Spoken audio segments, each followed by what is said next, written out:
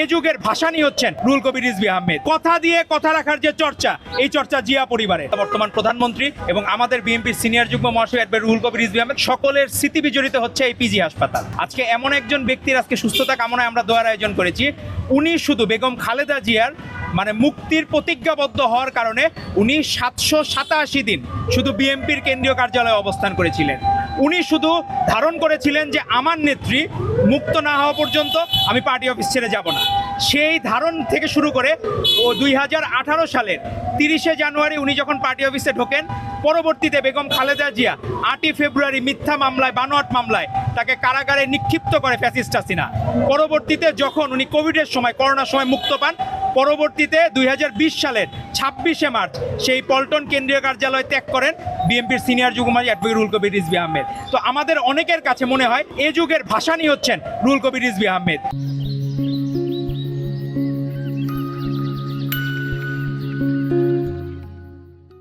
কিভাবে সর্বোচ্চ নেতৃত্বকে হৃদয়ে ধারণ করা যায় আমরা দেখি না। অনেক সময় দেখেন ফ্যাসিস্ট হাসিনা তার কর্মীদেরকে ফেলে চলে গেছে, কর্মীরা ফ্যাসিস্ট হাসিনাকে ফেলে চলে গেছে, কিন্তু ম্যাডাম খালেদা জিয়া এবং তারেক রহমান সেই জায়গায় সফল।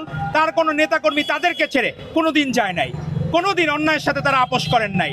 এরশাদের বন্দুকের গুলি বিদ্ধ হয়েছিলেন 1984 সালের 22শে ডিসেম্বর অ্যাডভোকেট রুহুল কবির রিজভী আহমেদ, কিন্তু তাকে সেখানে পথরোধ করতে পারে নাই।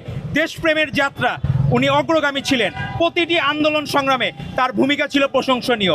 আজকে উনি যে নিজের নেত্রীর প্রতি যে ভালোবাসা দেখাচ্ছেন, শ্রদ্ধাবোধ দেখিয়েছেন, 787 দিন নিজের ফ্যামিলিকে স্যাক্রিফাইস করে যেভাবে থাকা যায়, এটি আমাদের ভবিষ্যৎ প্রজন্মের জন্য আদর্শ।